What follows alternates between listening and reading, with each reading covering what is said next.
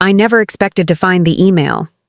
It was buried in my father's drafts folder when I was helping him set up his new laptop, the one he insisted only I could configure properly despite calling me technically incompetent for years.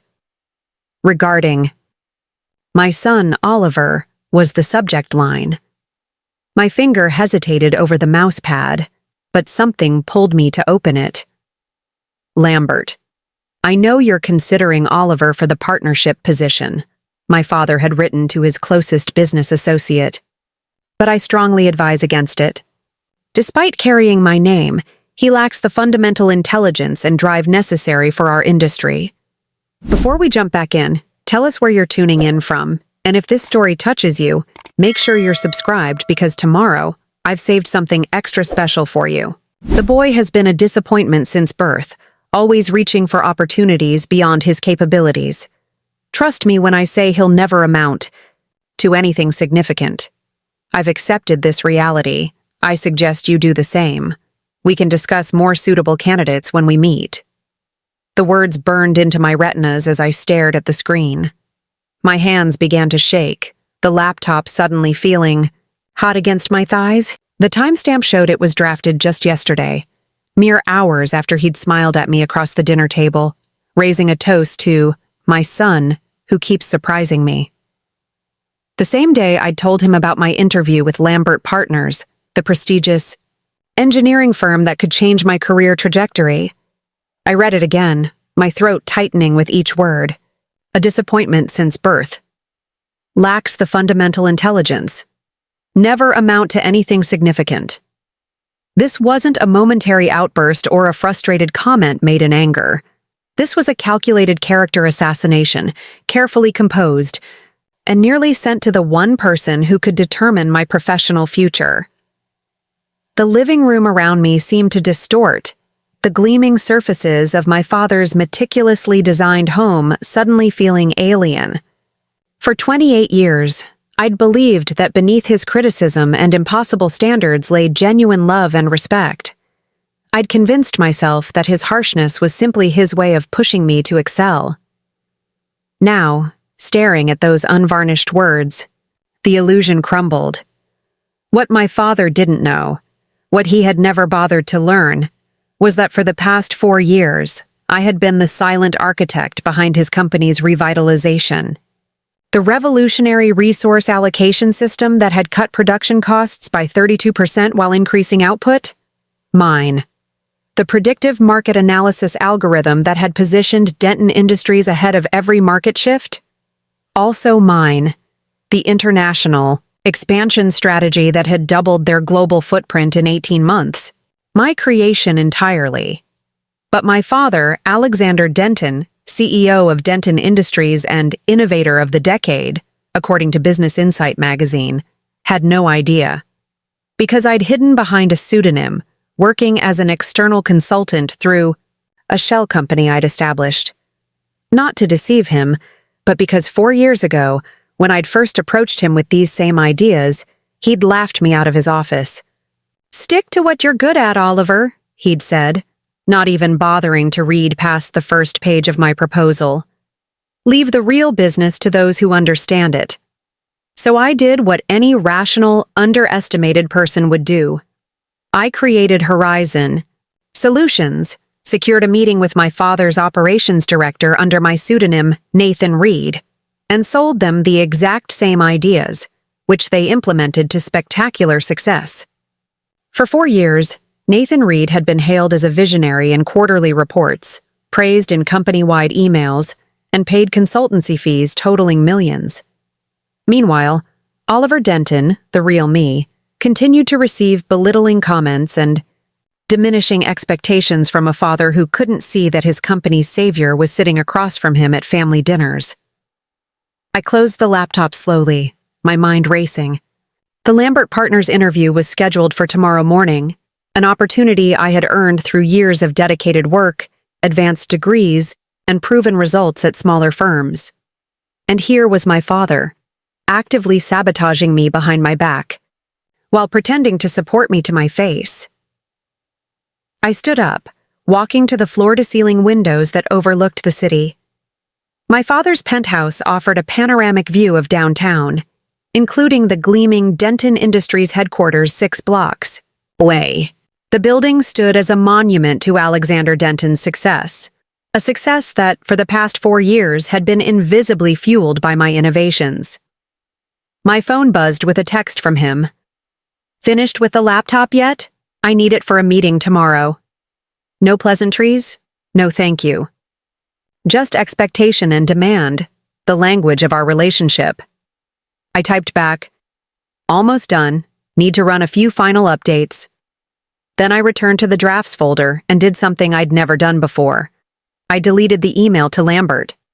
Not to protect myself, but because I'd decided in that moment that my father's assessment would not determine my future. "I'm still running updates," I replied, my tone neutral. "System maintenance takes time if you want it done properly." "This is exactly the problem with you," he sighed. "Simple tasks become complicated projects. I could have had the IT department at the office handle this in minutes. Then why didn't you?" The question slipped out before I could apply my usual filter. A brief silence. "Excuse me? If the IT department could do it better and faster, why ask me?" Another pause. "I was trying to give you something to do, Oliver. Lord knows you need the experience if you're seriously pursuing this Lambert position." The casual cruelty, the dismissal masked as opportunity. It was all so familiar that I almost defaulted to my normal response. Apologize, promise to do better, thank him for the chance to prove myself. But the image of that email draft remained vivid in my mind. "I'll bring the laptop to your office tomorrow," I said instead. "I have an early meeting near your building anyway." "The Lambert interview?" he asked, his tone suggesting he already knew the answer. "Yes." "Well, don't get your hopes too high. Lambert only interviews Denton men as a courtesy to me. They understand your limitations." My hand tightened around the phone. "I appreciate your honesty, Dad. Just being realistic, son. Someone has to be." After hanging up, I returned to my documentation with renewed purpose. By 3 a.m., I had compiled a comprehensive record of Nathan Reed's contributions to Denton Industries, organizing it into a clear narrative that even a financial layperson could understand. The story was undeniable. Nathan Reed had saved Alexander, Denton's company, and transformed it into the powerhouse it was today. I also discovered something I hadn't known. My father had recently negotiated to acquire Horizon Solutions, my company, for $40 million, believing it would give him exclusive access to Nathan Reed's brilliance, while eliminating the substantial consultancy fees. The acquisition was scheduled to close in 1 week, with only the final paperwork and signatures remaining. I leaned back in my chair, staring at the ceiling as dawn began to break. Alexander Denton was about to pay $40 million to acquire a company that existed solely as a vehicle for his son's rejected ideas. Ideas he could have had for free if he'd ever bothered to listen. For the first time in years, I laughed. A genuine, cathartic release that echoed through my apartment. The situation was beyond ironic. It was cosmically absurd. By 6 a.m., I had made a decision. I showered, dressed in my sharpest suit, and gathered 3 things. My father's laptop, now fully updated, a USB drive containing all the Nathan Reed documentation, and the quiet, unshakable resolve of someone who has finally seen the truth. Father had spent a lifetime telling me who I was. Limited, disappointing, incapable. Today, he would learn who I really am. And in 1 week, he would discover exactly what I'm worth. As I left my apartment, the sun was rising over the city, casting long shadows from the skyscrapers. Among them, Denton Industries headquarters stood, gleaming, its success built on the foundation of my unacknowledged contributions. I took a deep breath of the crisp morning air and felt something I hadn't experienced in my father's presence for as long as I could remember. Power. Today was the day everything would change. Not just for me, but for Alexander Denton and the empire he thought he'd built alone. Preparing and narrating this story took us a lot of time, so if you are enjoying it, subscribe to our channel. It means a lot to us. Now back to the story. The empire that, in reality, I had saved and transformed while he dismissed me as a disappointment since birth. The reality check was coming. And it would change everything. The headquarters of Denton Industries rose 42 stories above the financial district, a monument to my father's supposed genius. As I passed through the revolving doors, clutching his laptop in one hand and the USB drive in my pocket, employees nodded respectfully, not because they recognized me as the CEO's son, but because I'd intentionally scheduled my arrival during the morning rush. Anonymity was my ally. I took the executive elevator to the 41st floor, using the key card my father had given me for emergencies only. The corridors were quiet, most executives not due in for another hour. My father prided himself on being first in the building every day, a fact he mentioned at every family gathering, another benchmark of success I could never reach. His corner office door was closed, but unlocked. I entered without knocking, finding him hunched over financial reports, his silver hair perfectly coiffed despite the early hour. "Took you long enough?" he said without looking up. "Leave it on the desk." I placed the laptop down and remained, standing, saying nothing. After several seconds of silence, he finally raised his eyes. "Is there something else, Oliver?" "I saw the email," I said quietly. "The one about me. To Lambert." His expression shifted minutely, surprise quickly masked by practice neutrality. "You went through my private correspondence?" "You asked me to set up your email." The draft was open. He leaned back in his leather chair, studying me with clinical detachment. "And now you're what? Hurt? Did you expect me to lie to Lambert about your capabilities?" "I expected basic decency, respect, maybe even support from my father," he sighed, removing his reading glasses. "This is business, Oliver, not a parent-teacher conference. Lambert asked for my professional assessment, and I gave it. You told him I've been a disappointment since birth." Perhaps that was poorly phrased, he conceded, though his tone carried no remorse. "But the substance stands. You've never shown the aptitude for this industry." "That's not a personal failing. We all have different strengths. Yours simply don't align with what Lambert requires."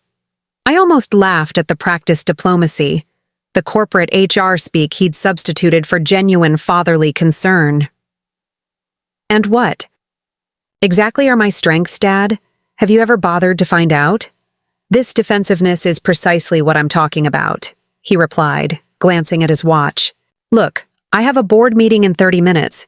If you want to continue this conversation, we can schedule time later this week." Schedule time. With my father. To discuss why he's actively sabotaging my career. I shook my head. "No, I don't think we need to schedule anything. I think we should talk about Nathan Reed instead." The name landed like a stone in still water. My father's eyes narrowed slightly, his posture straightening. "What about him?" "You're acquiring his company, Horizon Solutions. That's confidential. Information, Oliver. How did you—" $40 million, I continued. "That's what you're paying for exclusive access to the man who saved your company." My father's expression hardened. "I don't know where you're getting your information, but this conversation is over. Some of us have real work to do." As he reached for his phone, likely to call security, I pulled the USB drive from my pocket and placed it on his desk. "Nathan Reed doesn't exist." He paused, hand hovering over the phone. "What?" "He's a fiction. A pseudonym I created 4 years ago when you laughed me out of this same office for proposing the exact strategies that later saved Denton Industries." Disbelief flashed across his face, followed quickly by dismissive anger.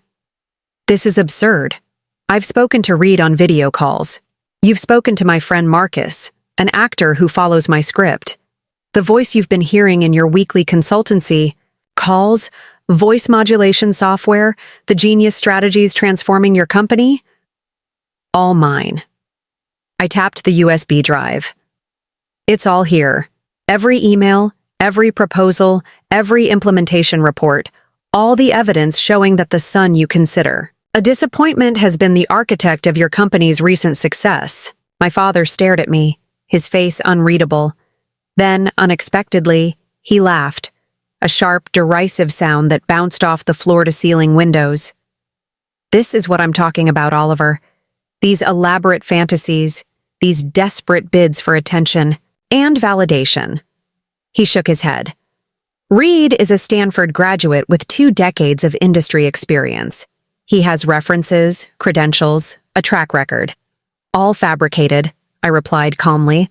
Call Stanford right now. Ask about Nathan Reed's doctorate in industrial engineering, class of 2009. They'll have no record because he doesn't exist. My father's certainty wavered visibly. He picked up the USB drive, turning it in his hands as though it might reveal its secrets through touch alone. Why would you do this? Because you never listened to me as your son.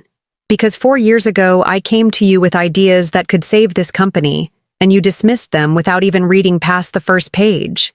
He inserted the USB drive into his computer, his expression guarded as he began scrolling through the documents. I watched silently as he opened financial reports, implementation timelines, and the original proposal, identical to the one I'd presented to him years ago. Color drained from his face.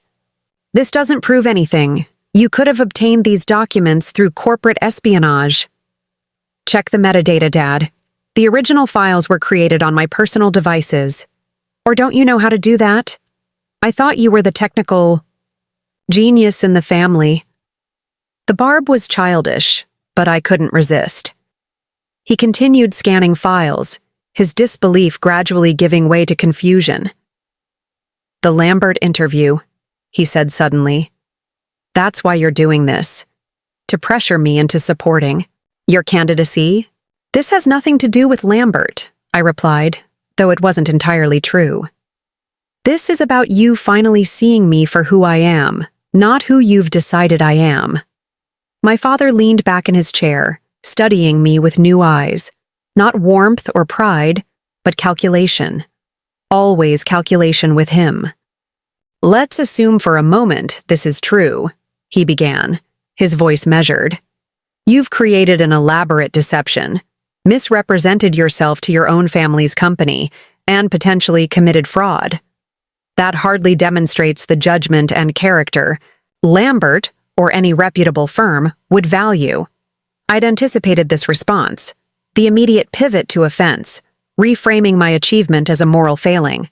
It was his standard tactic when cornered. Fraud requires intent to deceive for personal gain, I countered.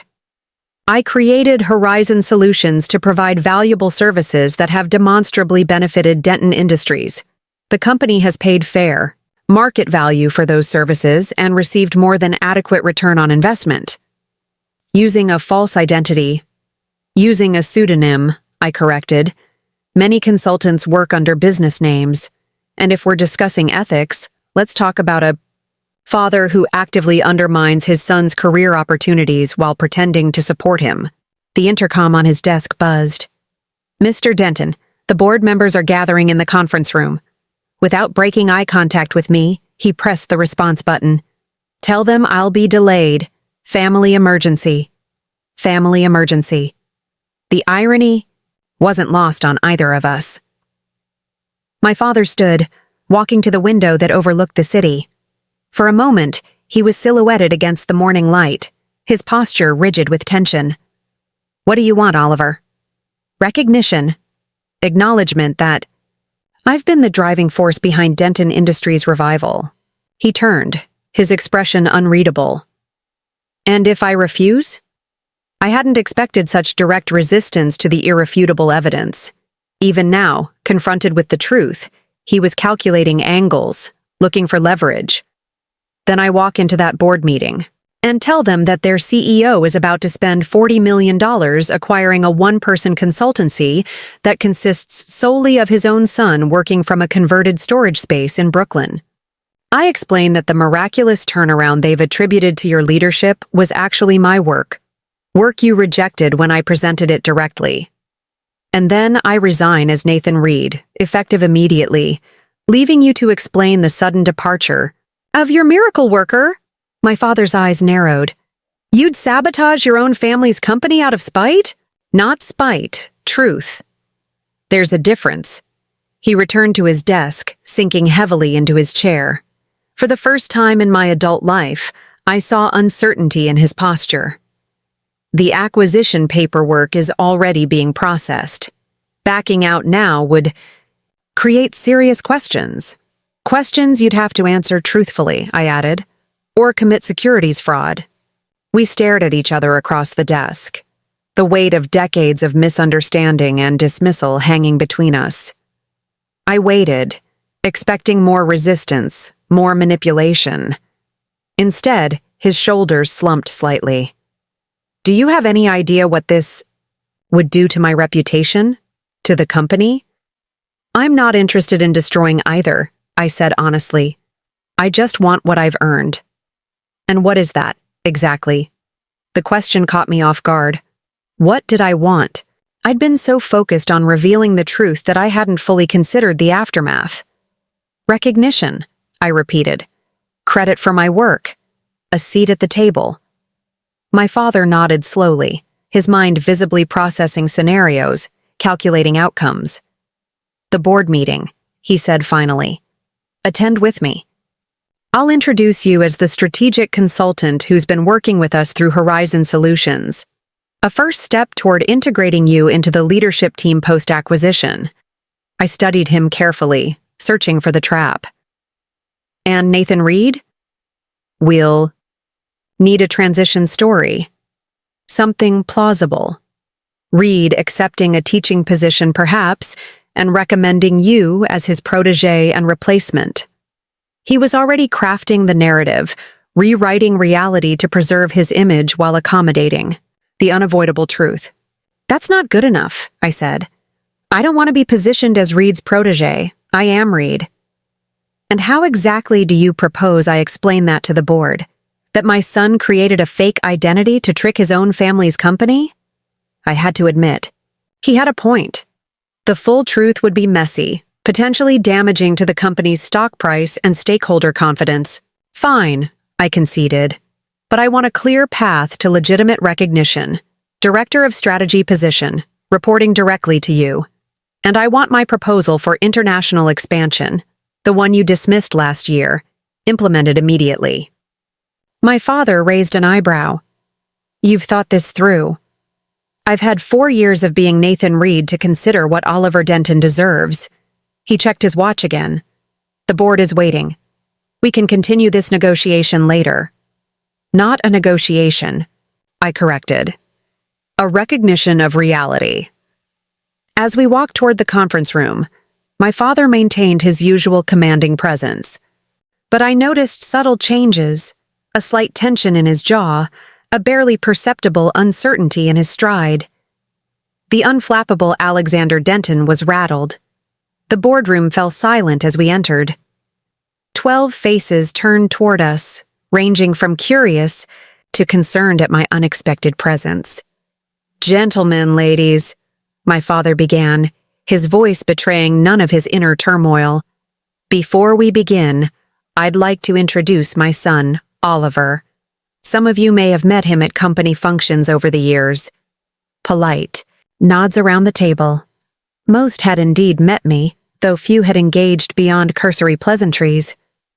What you may not know, my father continued, is that Oliver has been working closely with Horizon Solutions for the past 4 years, collaborating directly with Nathan Reed on the implementation strategies that have transformed our company, murmurs. A surprise rippled through the room. Thomas Wheatley, the operations director, looked particularly confused. In fact, my father added, with our pending acquisition of Horizon, I've asked Oliver to join Denton Industries in an official capacity, as Director of Strategic Initiatives, reporting directly to me. The announcement hung in the air. I watched the board members' reactions, noting the spectrum from surprise to skepticism to calculation. These were business people first. They would evaluate this development based on its impact on the company's bottom line, not on family dynamics.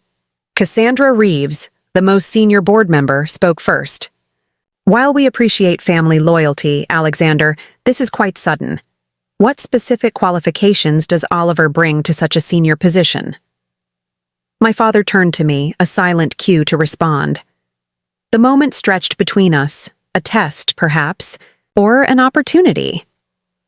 Over the past 4 years, I began, my voice steadier than I expected. I've designed and implemented the resource allocation system that reduced our production costs by 32%. I developed the predictive market analysis algorithm that positioned us ahead of industry trends. I created the international expansion strategy that doubled our global footprint. I paused, watching comprehension dawn on their faces. Working through Horizon Solutions provided a unique perspective. The freedom to assess Denton Industries objectively, without the constraints of internal politics or preconceptions. Thomas Wheatley leaned forward. You've been working with Reed directly? He's mentioned a protege, but never by name. The prepared fiction was forming before us. I wasn't claiming to be Reed, but his close associate and student. It preserved my father's dignity while acknowledging my contributions, a compromise neither of us had explicitly discussed, but both understood was necessary. Nathan has been a remarkable mentor, I replied, the strange experience of complementing my fictional self almost making me smile. His decision to step back from consulting to pursue academic opportunities created the perfect timing for this transition. The meeting continued, with board members asking increasingly specific questions about my involvement in various initiatives. I answered each with confidence born from intimate knowledge, occasionally deferring to Reed's guidance when strategic. My father watched silently, his expression unreadable to others but translucent to me. I recognized the calculation behind his eyes, the recalibration of decades of assumptions. He wasn't proud, not yet, but he was reassessing, seeing me through new eyes. As the meeting concluded and board members filed out, several stopped to congratulate me on my new position. Thomas Wheatley lingered last. I always sensed something familiar in Reed's approaches, he said thoughtfully. A perspective that aligned remarkably well with Denton principles. Now I understand why, after he left, my father and I remained in the empty boardroom, the weight of the morning's revelations settling between us. You performed well, he said finally, neither praise nor criticism but clinical assessment. I've had practice, I replied, 4 years of being taken seriously. He winced slightly, almost imperceptibly. The Lambert interview, he said. It's in... He checked his watch. 30 minutes. I know. What will you tell them? I considered the question.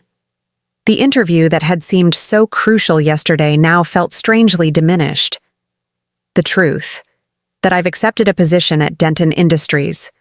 My father nodded, processing this information with the same analytical detachment he applied to balance sheets and market projections. For what it's worth, he said, gathering his papers, Lambert would have been lucky to have you. The words weren't an apology or even a direct acknowledgement of his error in judgment. But from Alexander Denton, this modest concession represented a seismic shift. As we walked toward the elevator, an uncomfortable question surfaced in my mind. Would you have sent it, the email to Lambert? He paused before answering, his hand hovering over the elevator button. I believed what I wrote, he said finally, based on what I thought I knew about you. And now? The elevator arrived with a soft chime. We stepped inside, alone with our unresolved history. Now, my father said as the doors closed, I have a lot to reconsider. It wasn't the emotional validation I might have once craved, but it was something more valuable, the beginning of truth between us. As the elevator descended, I realized that the morning's confrontation had changed not just my father's perception of me, but my own understanding of what I truly wanted. Recognition had been only part of it. The deeper need, the one I'd barely acknowledged to myself, was for honesty. To be seen clearly, without the distorting lens of my father's preconceptions or my own defensive reactions. That clarity was finally emerging, unexpected and incomplete, but real. And with it came the unsettling question of what would happen next, not just for my career, but for the complicated, damaged relationship between father and son that had shaped us both. The afternoon sun cast long shadows across my new office, on the executive floor of Denton Industries. 48 hours had passed since the confrontation with my father, and the company was still adjusting to the seismic shift in its leadership structure. My sudden elevation had sparked rumors throughout the organization, some speculating about nepotism, others whispering about secret grooming for succession. None had guessed the truth. I stood at the window, observing employees leaving for the day, their figures tiny from this height. My reflection stared back at me. Oliver Denton in a tailored suit, occupying space in the executive wing, a nameplate on my door. All the external markers of success I'd once craved. Yet something felt unfinished. A knock interrupted my thoughts. Eliza Chen, my newly assigned executive assistant, stood in the doorway. "The senior management orientation materials you requested," she said, placing a thick binder on my desk. "And Mr. Denton, your father, asked me to remind you about dinner tonight. 7 o'clock at Aurelia." I thanked her, waiting until she left before opening the binder. Inside were confidential company reports that would have been inaccessible to me before. Executive compensation packages, offshore account details, tax structures, shareholder agreements. The lifeblood of Denton Industries' inner workings. My knee. Phone buzzed with a text from Mira. "Still on for drinks? Need to hear all about the corporate coup." I smiled, typing back, "Rain check? Family dinner tonight." Her response came immediately. "Fascinating development. The prodigal son breaks bread with the tyrant. Take notes for the memoir." Mira's irreverence was exactly what I needed. Since my confrontation with my father, everyone at Denton Industries had treated me with careful deference, a stark contrast to the dismissive attitudes I'd endured for years. The sudden respect felt hollow, unearned by Oliver Denton even if deserved by Nathan Reed. I turned back to the binder, searching for something specific among the corporate documents. My father had agreed to my appointment, acknowledged my contributions, through Horizon Solutions, and even introduced me to the board. But I couldn't shake the suspicion that he was merely playing for time, adapting to changed circumstances while plotting to reassert control. After an hour of methodical reading, I found what I suspected existed, a clause in my employment contract different from standard executive agreements. While most directors had termination protection and clear paths for advancement, mine contained unusual restrictions, including a provision allowing my termination with minimal severance if I engaged in actions detrimental to company reputation or leadership stability. The vague wording gave my father enormous latitude to remove me if I became inconvenient. This wasn't a genuine integration into leadership. It was containment. I closed the binder, unsurprised but disappointed. My father was acknowledging my value only to the extent necessary to protect the company. The fundamental lack of trust, of respect, remained unchanged. The realization crystallized my next steps.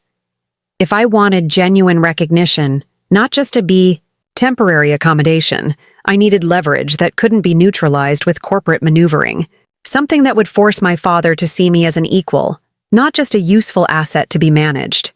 I needed to become indispensable. Aurelia Restaurant occupied the top floor of a renovated historical building, offering panoramic views of the city. When I arrived, my father was already seated at his usual table, reviewing documents while nursing a scotch. "Right on time," he noted as I sat down, neither praise nor criticism. "I ordered the '08 Bordeaux. Should be adequately breathed by now." The familiarity of his controlled precision, even in relaxation, everything measured and evaluated, almost made me smile. Almost. "How's the transition proceeding?" he asked after the waiter poured our wine. "Smoothly enough," I replied. "Though, some interesting provisions in my employment contract caught my attention." He met my gaze without flinching. "Standard precautionary measures, nothing personal. The ability to terminate me for actions detrimental to leadership stability seems quite personally targeted." My father took a deliberate sip of wine. "Consider our history, Oliver. You created an elaborate deception that could have severely damaged the company. Some guardrails are prudent." "I created solutions that saved the company," I countered. "Solutions you rejected when presented directly. And yet implemented when presented appropriately," he noted. "Perhaps a lesson in effective communication rather than the indictment you perceive." The waiter's return prevented my response. We ordered mechanically, falling into the practiced rhythm of these obligatory dinners, a routine unchanged despite the seismic shifts in our professional relationship. When we were alone again, my father surprised me by changing direction. "The quarterly projections look promising. Your international expansion strategy is outperforming expectations." The acknowledgement, small but unmistakable, caught me off guard. "The Australian market responded particularly well to the adaptive pricing model." He nodded. "Thomas suggested accelerating the Asian rollout based on those results. I'd like your assessment by Monday." "I can have it for you tomorrow," I said, the reflexive overachiever in me responding before I could temper it. A ghost of a smile crossed his face. "Some things don't change." The comment hung between us, an acknowledgement of patterns established over decades, my constant striving to exceed expectations, his measured withholding of approval. Our entrees arrived, providing a welcome diversion from the uncomfortable recognition. "The board is impressed," he said after several minutes of silence. "Cassandra mentioned your comprehensive understanding of operations." "I've had 4 years of immersion through Horizon," I replied, "though I suspect their approval remains conditional." "Naturally, corporate leadership isn't a birthright, regardless of lineage." I studied him across the table. This man who had shaped my identity through his persistent dismissal, who now sat across from me as both father and professional equal. The contradiction seemed to have aged him. New lines marked his face, his shoulders carrying a tension I hadn't noticed before. "What happens to Nathan Reed?"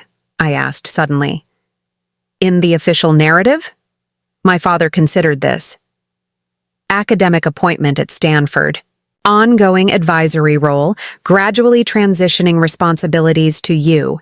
Clean, credible, minimal disruption." "And the acquisition of Horizon Solutions?" "Proceeds as planned. The structure benefits both parties. Tax advantages for you, continuity for stakeholders." Of course, he had already restructured the situation to maximum advantage. Alexander Denton's adaptation skills were legendary. No setback remained unassimilated into his strategic framework for long. "So I'll receive the 40 million?" I asked, deliberately blunt. He paused, wine glass halfway to his lips. "The terms will be honored, though I'm surprised by your focus on the financial aspect." "Not focused, just confirming. The amount represents the value you placed on Nathan Reed's contributions. Seems relevant to acknowledge it was my work being valued." Something flickered across his expression. Annoyance, perhaps, or reluctant. Respect for the point scored. "The valuation was based on projected future contributions," he said carefully, "which you'll now deliver as Director of Strategic Initiatives. The compensation structures are distinct but equitable." Translation: I wouldn't see most of that money. The acquisition would be restructured to benefit the company, with my compensation channeled through salary and stock options that kept me dependent on continued employment. I'd expected nothing less. The dinner continued with surface-level professional discussion, neither of us acknowledging the deeper currents beneath our careful words. As we finished dessert, my father signed the check without looking at the amount. I have to be at the London office tomorrow. The Gibson merger negotiations need attention. I thought that deal was weeks from finalizing, I said, surprised. Accelerated timeline. Their CEO's health is declining faster than anticipated. They want signatures while he's still capable. I processed this information with growing certainty that it connected to my situation. The Gibson portfolio includes significant Asian manufacturing capacity. Indeed, he confirmed. Their infrastructure will be essential for our expansion. Which is why you need my assessment quickly, I concluded. The merger affects implementation timelines. He nodded, standing to leave. 7 a.m. briefing before my flight, if you can manage it. I'll be there, I assured him, already mentally rearranging my evening to prepare. As we walked out, a realization crystallized. My father needed me right now, needed Nathan Reed's expertise to navigate this accelerated merger while maintaining the Asian expansion. This temporary leverage window was my opportunity to secure something more permanent. The question was how to use it effectively. Back at my apartment, I spread documents across my dining table, half from the company binder, half from my private Horizon Solutions archives. The Gibson merger wasn't just opportunistic timing, it was transformational for Denton Industries' global positioning. But the accelerated timeline created vulnerability. My father was rushing to close before competitors could interfere, before the ailing Gibson CEO deteriorated further, and before market conditions shifted. The aggressive schedule left minimal room for strategic evaluation, precisely the expertise Nathan Reed had provided. I worked through the night, analyzing merger implications, identifying integration challenges, and developing implementation recommendations. By 5 a.m., I had created a comprehensive brief that showcased what my father needed, expertise he couldn't easily replace. But I also developed something else. A parallel analysis, one I didn't intend to share immediately, a contingency plan. That established my independence regardless of how my father responded. At 6:45 a.m., I walked into Denton Industries headquarters, carrying both the requested briefing and my leverage strategy. The building hummed with early morning energy, executives, and assistants preparing for the day ahead. Several nodded respectfully as I passed. The new normal that still felt surreal. My father was already in the conference room, reviewing documents with his merger team. He looked up briefly as I entered, acknowledging my presence with a slight nod before returning to his discussion. I took a seat, observing the dynamics around the table. Each executive deferred to my father while jockeying for his attention, a complex dance of ambition and submission I recognized from my own history. When he finally turned to me, his expression was all business. Your assessment? I distributed. The brief I'd prepared, watching as the team began reviewing my analysis.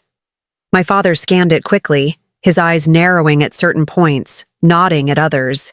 I waited, knowing better than to fill the silence with unnecessary elaboration.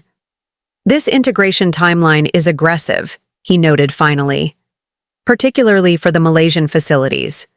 But achievable, I countered.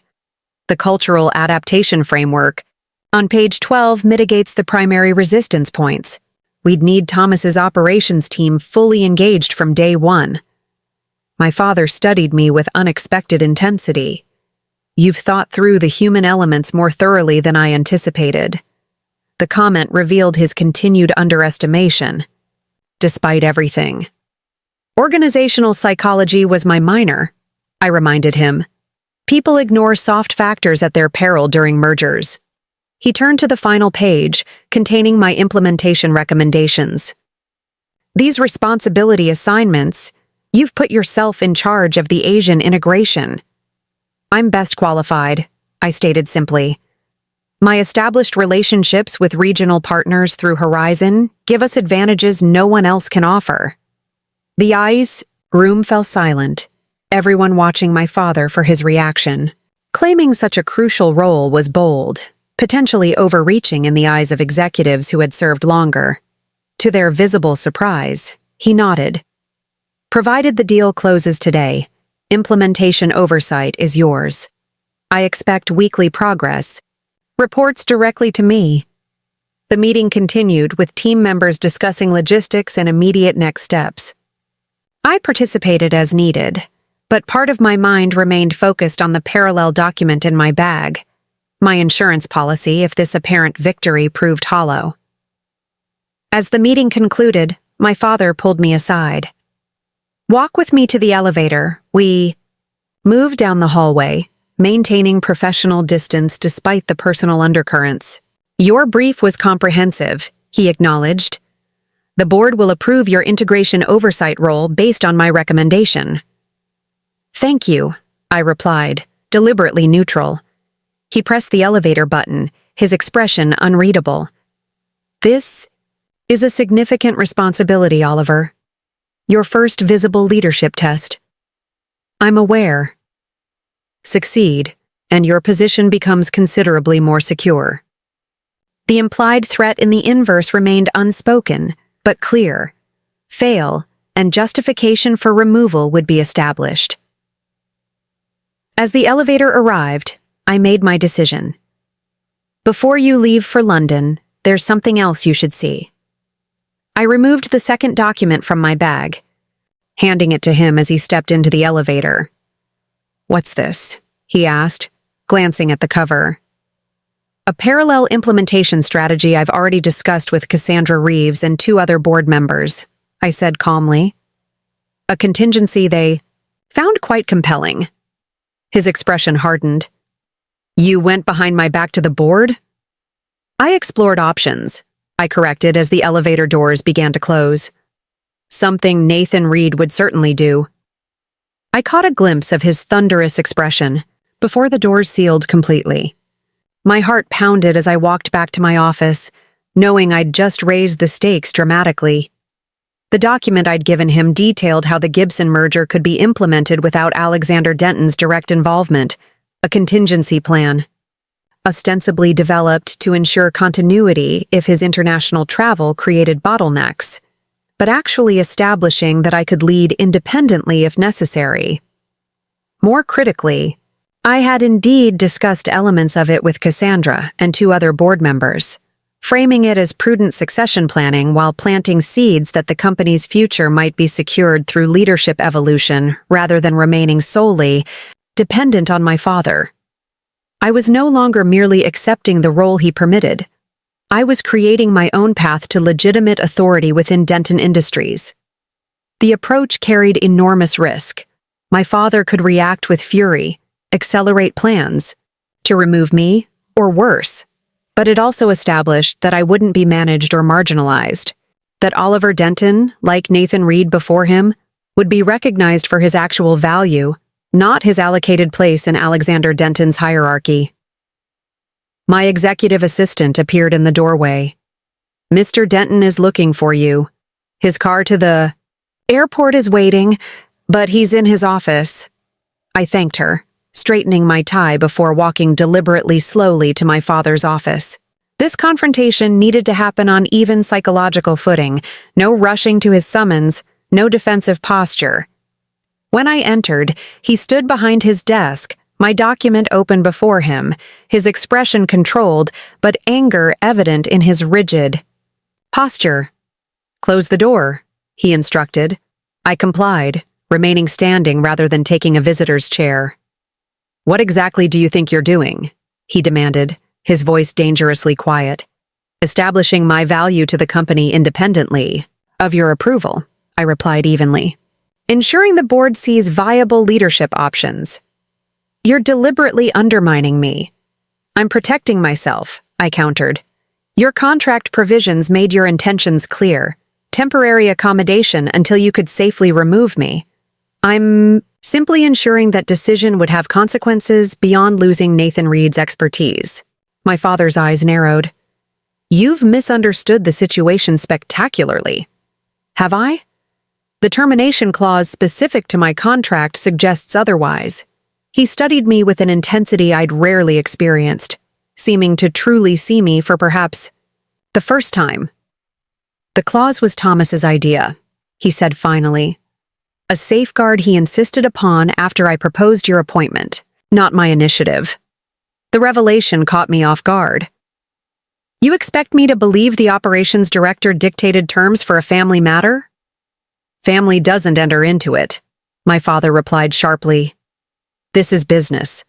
Thomas and the executive team wanted protection against potential nepotism claims if your performance didn't justify your position. I processed this, searching for deception, but finding none in his direct gaze. The board approved your Asian integration oversight unanimously this morning, he continued. Based on your demonstrated expertise, not your last name. And certainly, not because I advocated for you, the implication stunned me. You didn't recommend me. I abstained from the vote, he clarified. To avoid exactly the perception you're reinforcing with these, he gestured at my document, independent initiatives. For the first time since discovering his email to Lambert, I felt uncertainty creep into my righteous anger. If he was telling the truth, if the board had independently validated my value, my parallel strategy wasn't just risky but potentially self-defeating.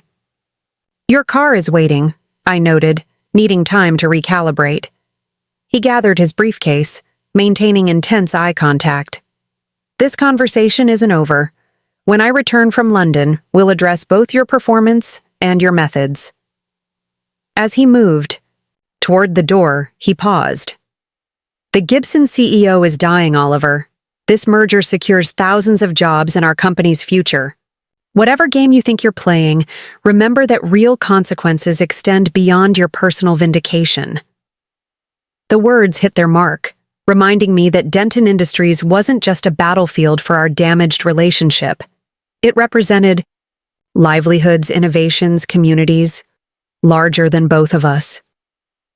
After he left, I remained in his office, staring at the empire view his corner windows commanded.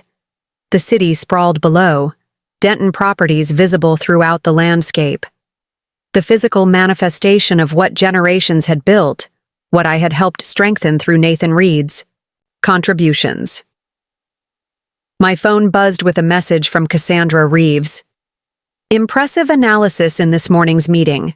The board is confirming your oversight role for Asian integration. Dinner next week to discuss further? I have perspective that might interest you. I stared at the message, understanding its implications. The board chairwoman was establishing direct communication outside my father's mediation, an unprecedented development that suggested my value was being independently assessed at the highest levels. The plan I'd initiated was working, creating space for my contributions to be recognized on their merits. But my father's parting words lingered, raising uncomfortable questions about my methods and motivations. Was I securing legitimate recognition, or merely satisfying wounded pride at the expense of something larger?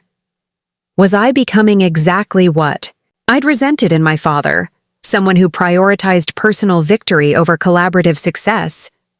As I walked back to my office, employees nodded respectfully, unaware of the internal conflict beneath my composed exterior. Director Oliver Denton, son of the CEO, newly appointed integration leader for the company's biggest international merger. The external validation I'd craved for so long. Yet something remained unresolved, a hollow space where simple pride should have resided. The victory felt incomplete, tainted by tactics that mirrored the very behavior I'd resented in my father. The recognition was real, but the path to achieving it had compromised something essential. At my desk, I opened the folder containing the final Horizon Solutions acquisition papers awaiting my signature. $40 million for a company I'd created to house the brilliance my father had rejected, a valuation that objectively measured my worth. I reached for my pen, then hesitated. The acquisition would permanently separate Oliver Denton from Nathan Reed, the rejected son from the respected strategist. It would resolve the immediate conflict while perpetuating the fundamental dishonesty at its core. The realization crystallized with sudden clarity. Genuine recognition couldn't come from leveraging Nathan Reed's value. It required Oliver Denton to stand on his own merits, visible and accountable. The protection of my alternate identity had served its purpose, but continuing the deception, even in its modified transition form, would prevent the authentic recognition I truly sought.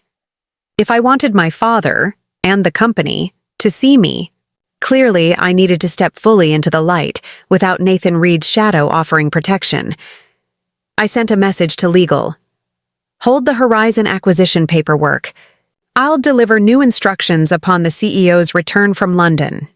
Then I began drafting a memo to the executive team regarding the Asian integration process, signing it clearly and solely as Oliver Denton, with no reference to Nathan Reed's ongoing involvement or guidance. The time for proxies and shields had passed. The real test of my value, and my father's capacity to recognize it, lay ahead. 6 days after my father left for London, Denton Industries buzzed with speculation. The Gibson merger had been announced to thunderous market approval, our stock jumping 15% in a single day. Business channels ran constant commentary on Alexander Denton's strategic masterstroke, with analysts praising the seamless integration plan accompanying the acquisition announcement. What none of them knew was that Alexander Denton hadn't written that integration plan. I had. Even more significant, my father had been unexpectedly detained in London with regulatory complications, leaving me as the public face of the merger's implementation. This morning would be my first solo presentation to the combined executive teams of both companies, 60 senior leaders who would scrutinize my every word, gesture, and decision.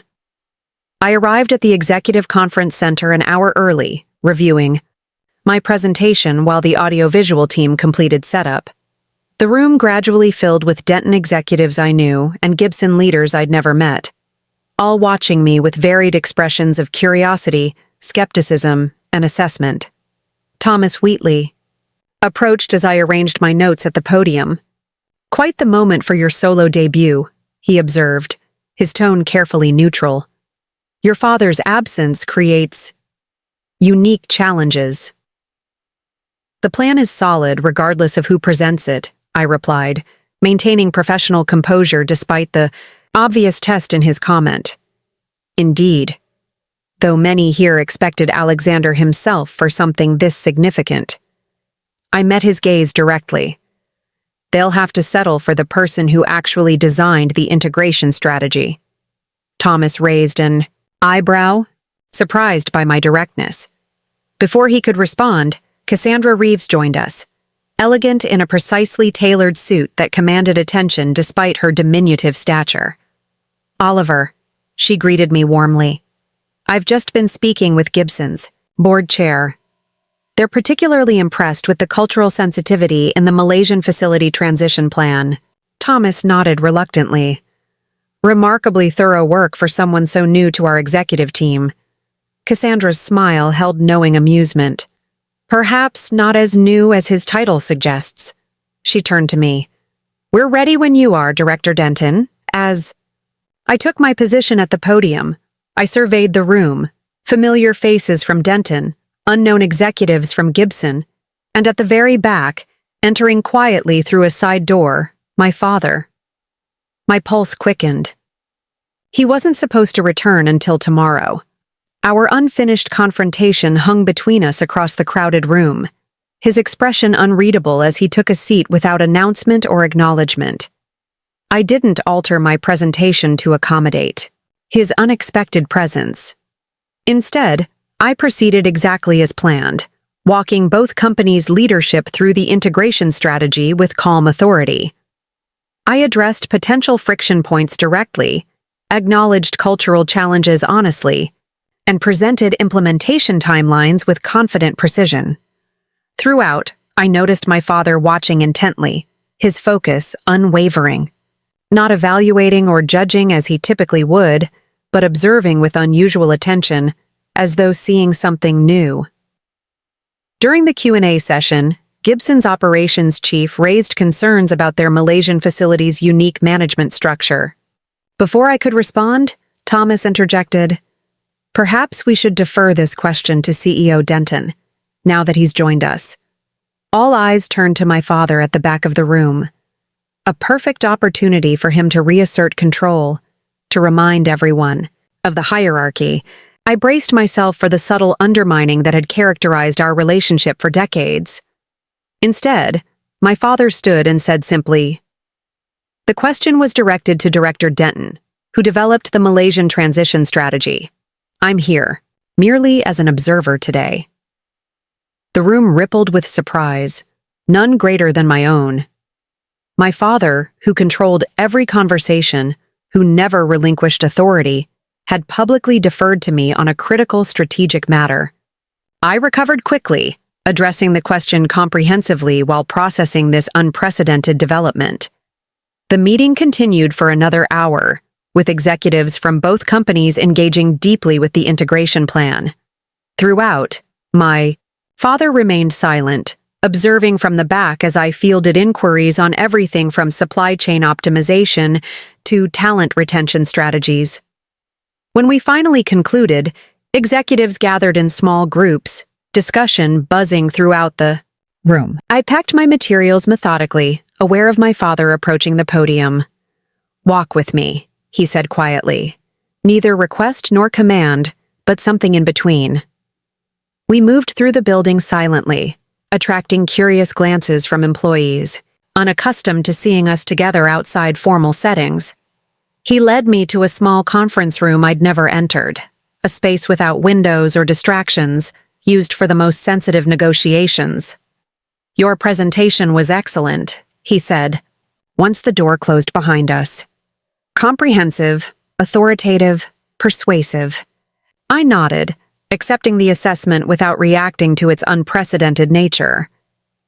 "Thank you." The board is impressed. Gibson's leadership is reassured. He paused, studying me with that same unusual intensity I'd noticed in the meeting. "You've established yourself quite effectively in my absence." "That was the intention," I acknowledged, maintaining direct eye contact. "Yes, I expect it was." My father moved to the small conference table, taking a seat and gesturing for me to join him. "We have several matters to discuss, not least the Horizon acquisition you've mysteriously suspended." I sat across from him, the polished table between us like a demilitarized zone. "Not suspended, reconsidered." "Explain." "I'm dissolving Horizon Solutions entirely," I said, "effective immediately." This caught him off guard, a rare occurrence I might have savored under different circumstances. "That's $40 million you're walking away from." Money was never the objective. Then what was? The directness of his question created an opening for honesty I hadn't anticipated. Recognition, respect, acknowledgement of my capabilities. My father leaned back slightly, his expression thoughtful. "And you believe you've secured those without the acquisition?" "I'm establishing them directly, as Oliver Denton, not through Nathan Reed's reputation or Horizon's valuation." He considered this, his fingers drumming once on the table, a subtle tell of genuine contemplation I recognized from board meetings. "An interesting calculation. Less financially advantageous, but potentially more sustainable professionally." The clinical assessment was so characteristic that I almost smiled. Even in this moment of reckoning, Alexander Denton evaluated personal dynamics as business strategy. "I've had legal prepare termination documents for Horizon," I continued. "All intellectual property transfers directly to Denton Industries at no cost. All outstanding contracts will be fulfilled under the Denton banner by my department. Clean. Efficient. He nodded with reluctant approval. Though it leaves the question of how we explain Nathan Reed's abrupt disappearance to clients and partners who valued his involvement specifically, we don't, I stated firmly. Nathan Reed becomes a historical footnote, a consultant whose contributions are now integrated into Denton's institutional knowledge. His continued existence only perpetuates a fiction that undermines my actual position. My father studied me with renewed intensity. You're eliminating your safety net. I'm eliminating an illusion. Nathan Reed was necessary when you refused to recognize Oliver Denton's value. That's no longer the situation. Isn't it? The question hung between us, heavy with implication. I met his gaze directly. You tell me. For several seconds, silence filled the room as decades of miscommunication, dismissal, and wounded pride crystallized into this single moment of potential honesty between us. I read the email to Lambert, I said finally, refusing to let the silence dilute the core issue. You called me a disappointment since birth, someone who would never amount to anything significant. Those weren't observations about my professional capabilities. They were judgments about my fundamental worth. My father didn't flinch from the direct confrontation. They were assessments based on the person I believed you to be. A person you never bothered to actually know, I countered. You decided who I was before giving me any chance to demonstrate otherwise. And you proved me wrong, he acknowledged, the admission so unexpected it momentarily disrupted my prepared arguments. Not just with Nathan Reed's contributions, but with how you've handled this entire situation, strategically, methodically, effectively. The acknowledgement should have felt vindicating. Instead, it highlighted how rare such recognition had been. Throughout my life, how exceptional it was to hear Alexander Denton admit an error in judgment, particularly regarding me. The board meeting this morning wasn't coincidental, he continued. I wanted to observe you without interference or preparation, to see you as others see you, not filtered through our history. And your conclusion? That I've been operating with outdated data, he said, the technical phrasing so characteristic it almost made me smile. Your capabilities exceed my historical assessment. Coming from anyone else, this would have been laughably inadequate, a clinical acknowledgement where personal regret was warranted. But from my father, it represented unprecedented concession. That's it? I pressed, unwilling to accept such measured admission. You've systematically undermined and dismissed me for decades, and your response is essentially, my data was outdated. His expression tightened. What would you prefer, Oliver? Emotional self-flagellation? Public apology? Neither would be genuine from me, and you know it. The honesty in his response was oddly refreshing. Alexander Denton acknowledging his emotional limitations rather than disguising them behind corporate phrasing. I want acknowledgement of the damage done, I said finally. Not just recognition of my capabilities now, but admission that your dismissal shaped my entire life, forced me to create an alternate identity just to be heard. My father fell silent, his gaze drifting to the wall behind me. For a moment, I glimpsed something I'd rarely seen in his expression. Not calculation or assessment, but genuine reflection. When you were born, he began unexpectedly, I held you and felt terror. Not joy, not pride, visceral fear.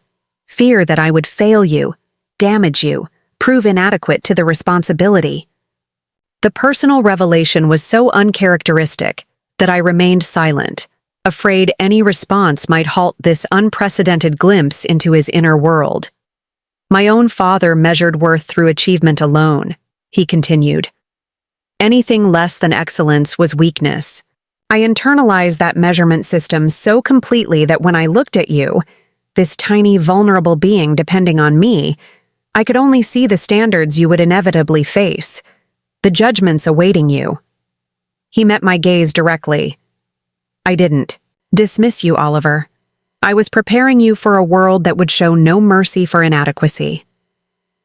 By ensuring I never felt adequate, I concluded bitterly. By pushing you to exceed what you believed possible, he countered. A flawed approach, clearly. The results speak for themselves. The clinical detachment returned to his tone, his emotional disclosure reaching its limit. Yet something had shifted in the atmosphere between us, some hardened barrier beginning to fracture. Where does this leave us? I asked finally. Professionally, and otherwise. My father straightened in his chair, returning to more comfortable territory. Professionally, your position is secure. The board has independently validated your value to Denton Industries. The Malaysian integration oversight remains yours, with expanded authority given your performance thus far. He paused, venturing back toward the personal with visible discomfort. As for otherwise, that requires further consideration from both of us. It wasn't resolution. It wasn't the emotional validation I might have once craved, but it was acknowledgement of a relationship that extended beyond corporate hierarchy, a relationship worthy of consideration rather than default patterns. I'm dissolving Nathan Reed completely, I reiterated. If my position depends on maintaining that fiction, it doesn't, my father interrupted firmly. Oliver Denton's contributions stand on their own merit now. The phrase struck me with unexpected force. The simple acknowledgement I'd sought for so long, delivered without qualification or diminishment. Before I could respond, his phone buzzed. He glanced at it with characteristic impatience, then stood. Gibson's regulatory team needs immediate consultation. We'll continue this discussion later. Just like that, the moment of potential reconciliation yielded to business demands, exactly as it had throughout my childhood. Some patterns weren't so easily broken. As he reached the door, however, he turned back. Oliver, one thing is unambiguously clear. I significantly underestimated you. That won't happen again. After he left, I remained in the conference room, processing the conversation's implications. My father hadn't apologized. I hadn't expected him to. Alexander Denton didn't apologize. He adjusted strategies based on updated information. But he had acknowledged my value in terms he understood: professional respect, position security, expanded authority. For the pragmatic, emotionally constrained man my father was, this represented significant evolution. Whether it constituted adequate recognition for decades of dismissal remained uncertain. My phone buzzed with a message from Eliza. Urgent call from Cassandra Reeves. Says it's regarding board deliberations this morning. I called her immediately, curious about what had transpired after I'd left. Oliver, she greeted me, her tone warmly professional. I thought you should know that the board unanimously approved your permanent appointment as Executive Vice President of Strategic Development, effective immediately. The news stunned me. That position doesn't exist in our current structure. It does now? She replied with satisfaction. Created specifically to recognize your unique contributions and secure your place in the company's leadership succession. The implications were enormous. A vice presidency created for me, approved unanimously by a board known for conservative governance decisions. My father couldn't have proposed this, I said, knowing such a move would require preparation and advocacy he couldn't have orchestrated during his London trip. He didn't, Cassandra confirmed. I did, with Thomas's support, interestingly enough. Alexander abstained from the vote but made no objection.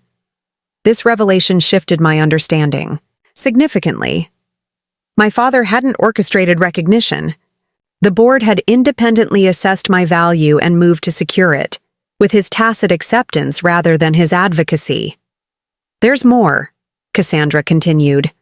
The board also voted to establish a formal succession planning committee, with you specifically identified as a potential future chief executive. Alexander supported this motion actively. My father, who had clung to absolute control throughout his career, had endorsed formal succession planning that included me as a candidate. Not orchestrated it, not controlled it, but supported a process that acknowledged my potential to eventually replace him. "I thought you should hear this directly," Cassandra concluded, "particularly given the complex dynamics at play. Your contributions have been recognized on their merits, Oliver. Whatever path brought you here, your position now stands independent of both Nathan Reed's reputation and your father's influence." After we disconnected, I sat alone in the conference room, processing these developments. The recognition I'd sought had arrived, not through confrontation or leverage, but through demonstrated capability and independent assessment by those with the authority to secure my position. Yet something remained unresolved. The professional acknowledgement felt hollow without personal reconciliation.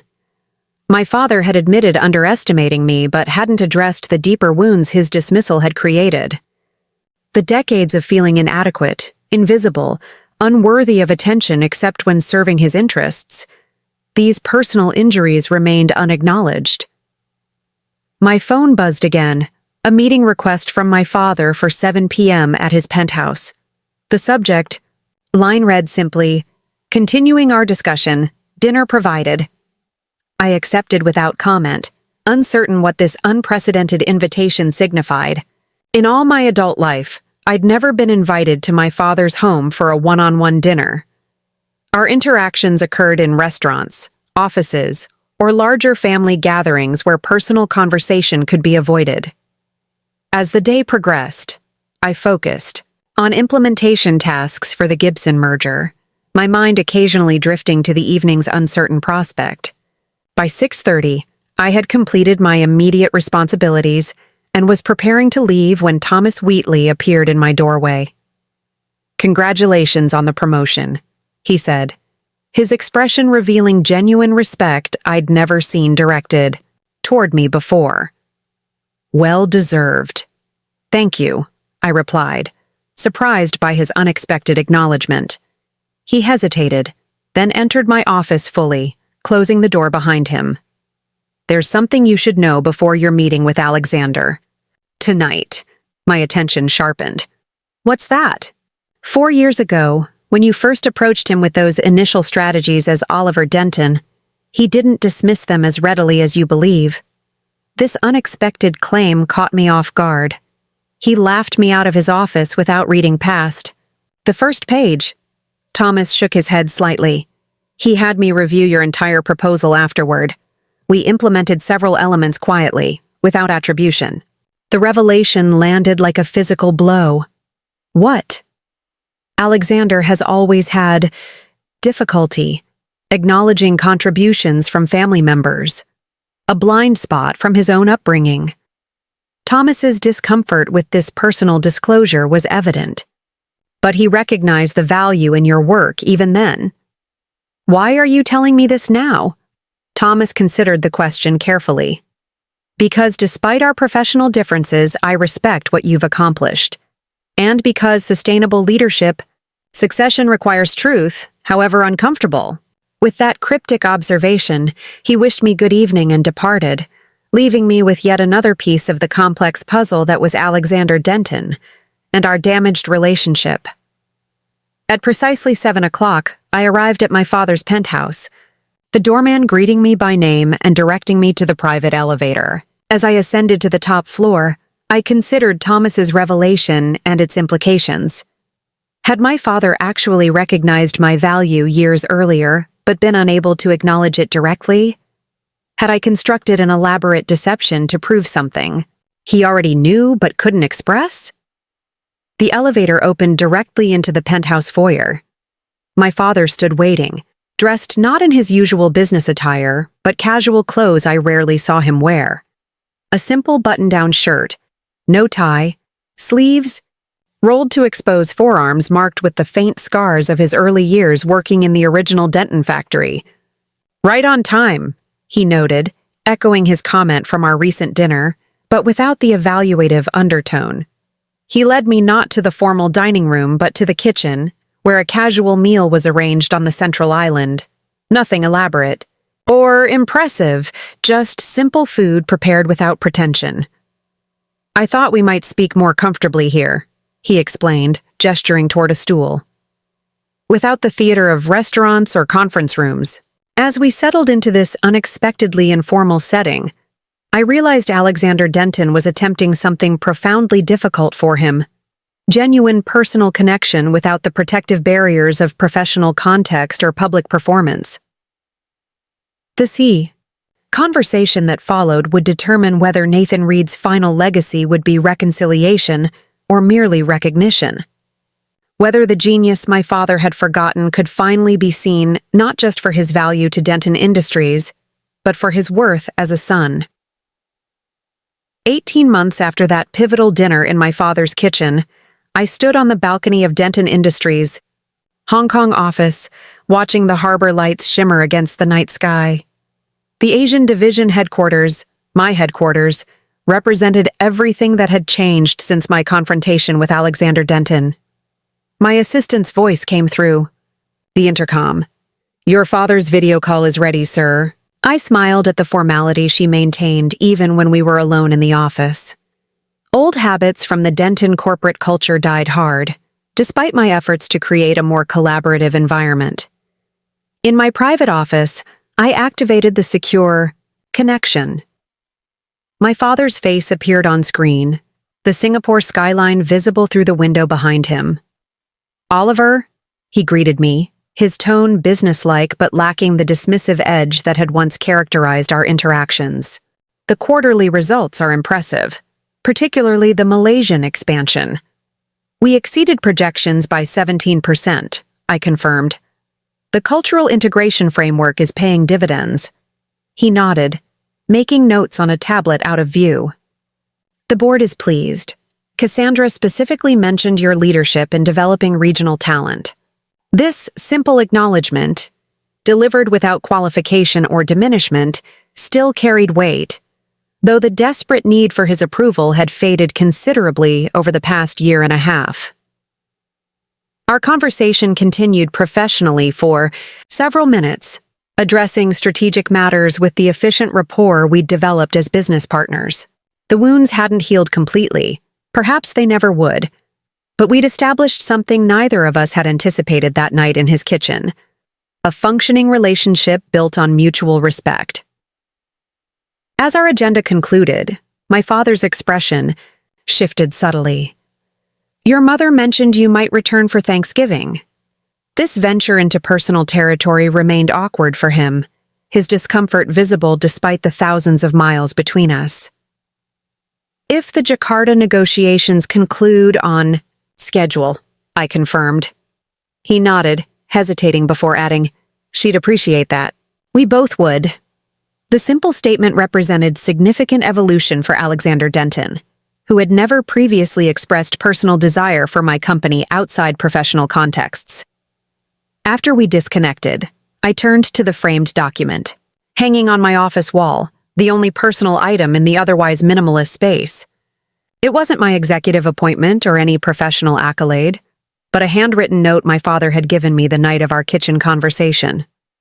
"Oliver, your path proved wiser than mine. That merits acknowledgement." A.D. Those 12 words, delivered without witnesses, fanfare, or expectation of response, had meant more than the executive vice presidency, more than the board's unanimous recognition, more than the $40 million I'd declined for Horizon Solutions. The note confirmed what our conversation that night had revealed. Alexander Denton was incapable of conventional emotional reconciliation. He couldn't articulate regret for decades of dismissal or acknowledge the personal damage his blindness had caused. But in his own limited way, he had recognized not just my professional value, but the wisdom of my approach. A concession that represented extraordinary personal growth for a man so rigidly certain of his own correctness. My phone buzzed with a message from Mira. Conference keynote posted online. "You're officially a corporate inspiration story. Nauseating but impressive." I smiled, clicking the link she'd attached. My recent address at the Global Business Forum had garnered unexpected attention, not for the content on international expansion, strategies, but for the brief personal anecdote I'd shared about creating Nathan Reed out of necessity. The story had resonated powerfully in business circles, sparking conversations about recognizing talent regardless of source, about leadership, blindness, about the innovative potential stifled by rigid hierarchies. Several major publications had reached out for interviews, and a prominent business school had asked me to lead a case study discussion on organizational psychology and talent recognition. What none of them knew, what only my father and I fully understood, was that the story wasn't primarily about business innovation or corporate strategy. It was about a son desperate to be seen by his father, and a father incapable of seeing beyond his own limited perspective until forced to confront irrefutable evidence. The aftermath of our confrontation had unfolded in ways neither of us could have predicted. My appointment as executive vice president had been followed 6 months later by operational responsibility for the entire Asian division, a role I'd earned through demonstrated results rather than leveraged negotiation. My father had gradually ceded control over various aspects of the business, not as capitulation, but as strategic delegation to demonstrated capability. The succession planning committee continued its work, with increasing transparency about potential leadership transitions. More surprising was the shift in our personal dynamic. We would never have the easy, affectionate relationship other fathers and sons enjoyed. Alexander Denton remained emotionally constrained, analytically focused, and fundamentally shaped by his own harsh upbringing. But he had developed something previously unimaginable: respect for my judgment, independent of its alignment with his own. This respect manifested in small ways that carried significant meaning, soliciting my input on matters outside my direct responsibility, acknowledging when my approach proved more effective than his recommendations. Most telling, introducing me to business associates not as my son Oliver, but as Oliver Denton, our EVP of Strategic Development, allowing my professional identity to stand independently. For my part, I had released the desperate need for validation that had driven me to create Nathan Reed. The elaborate deception had served its purpose, forcing recognition that could not have been achieved through conventional means, but maintaining it would have perpetuated the fundamental dishonesty at its core. In dissolving Horizon Solutions and fully integrating my contributions under my own name, I had taken the risk of standing exposed without Nathan Reed's protective shield. The risk had yielded greater rewards than I'd anticipated, both professionally and personally. Perhaps most significant was the gradual untangling of my self-worth from my father's assessment. Alexander Denton's opinion still mattered. He remained a brilliant strategist whose insights I valued, but it no longer defined my fundamental identity or determined my path. My assistant appeared at the door. "The Jakarta team is assembled in Conference Room A, sir." I gathered my materials, glancing once more at the framed note on my wall. The journey from rejected son to recognized leader had been neither clean nor complete. The wounds of decades couldn't be healed through a single confrontation or even 18 months of improved relations. Yet something fundamental had shifted.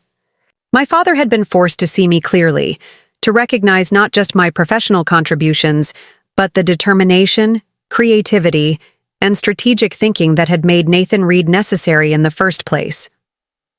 As I walked toward the conference room, I passed a wall of portraits, the leadership team I'd assembled for the Asian division. Diverse faces representing 6 countries, multiple educational backgrounds, varied career paths. Among them, several individuals who had been overlooked or underestimated in their previous roles, whose talents I had specifically identified and elevated. This, perhaps, was Nathan Reed's most meaningful legacy. Not the strategic innovations that had transformed Denton Industries, not the personal vindication of finally being recognized by my father, but the perspective shaped by years of being dismissed and undervalued. That experience had created in me a heightened awareness of overlooked potential, a commitment to recognizing talent regardless of its packaging. My father had called me a failure who would never amount to anything. That judgment, painful as it had been, had ultimately shaped me into a leader determined never to make the same mistake with others. In the conference room, I took my place at the head of the table, studying the faces turned expectantly toward me. Not one of them knew the full story of how I'd arrived at this position, the desperate creation of Nathan Reed, the years of hidden contributions, the confrontation that had finally forced recognition of my value. They knew only Oliver Denton, Executive Vice President, the leader who listened to their ideas with genuine interest and judged their contributions on merit rather than hierarchical position. As I began the meeting, I realized this was the ultimate reality check I had delivered to my father. Not just proving my individual worth, but demonstrating a leadership approach fundamentally different from his, one that actively sought and recognized potential he would have overlooked. Alexander Denton had built an empire through force of will and singular vision. I was transforming it through collaborative innovation and talent recognition. Both approaches created value, but the latter built a legacy that could outlast any individual. That was the true measure of having amounted to something, not just proving my father wrong, but creating something meaningful from the very experience of being underestimated. The failure who would never amount to anything had become someone who helped others overcome the same judgment and built a stronger company in the process. Up next, you've got 2 more standout stories right on your screen. If this one hits the mark, you won't want to pass these up. Just click and check them out. And don't forget to subscribe and turn on the notification bell so you don't miss any upload from us.